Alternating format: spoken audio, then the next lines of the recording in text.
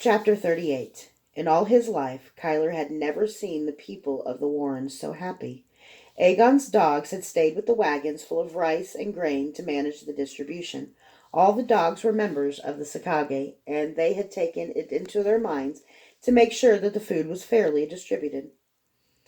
We got our bit coming, Kyler heard a dog tell a scowling Sakage basher. I've heard it from high up. Now make sure these guild rats share.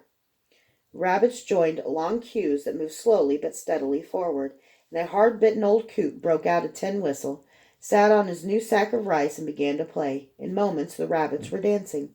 A woman soon had several pots boiling, and anyone who dumped a measure of their rice or grain into one pot immediately could take a full, seasoned measure from another. She served bread and rice, and soon wine.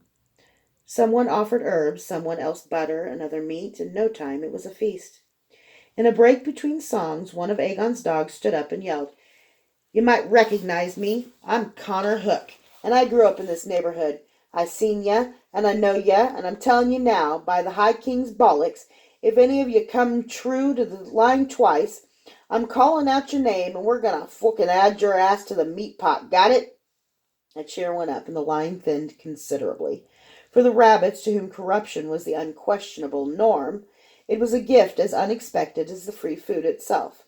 Kyler listened and heard many a toast to Logan Geyer, and many variations of the tale of him slaying an ogre, and teary, drunken renditions of a speech establishing the Order of the Garter, and the way King muttered a dozen times. Oh, and the word King muttered a dozen times. He smiled darkly, then froze. He glimpsed a lean woman with long blonde hair on the far side of the square. In contrast to the rabbit, she was so clean, she was radiant, and he caught a flash of white teeth as she smiled. His heart stopped. "Elaine," he whispered. The woman disappeared around a corner. Kyler went after her, pushing and dodging his way through the jubilant, dancing crowd. When he got to the corner, she was already 50 paces down the twisting alley. Turning on to yet another, he ran after her with the speed of his talent. "Elaine!" He grabbed her shoulder, and she jumped, startled. "Hi.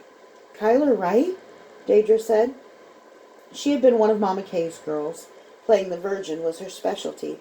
From a distance, she looked like Elaine. Kyler's heart lurched, and he wasn't sure if it was more from disappointment or relief.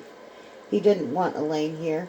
He didn't want her in this pit of a city or anywhere nearby when he murdered the Queen. But at the same time, he wanted to see her so badly it ached.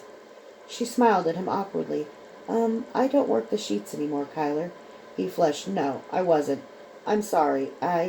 He turned and made his way to the castle.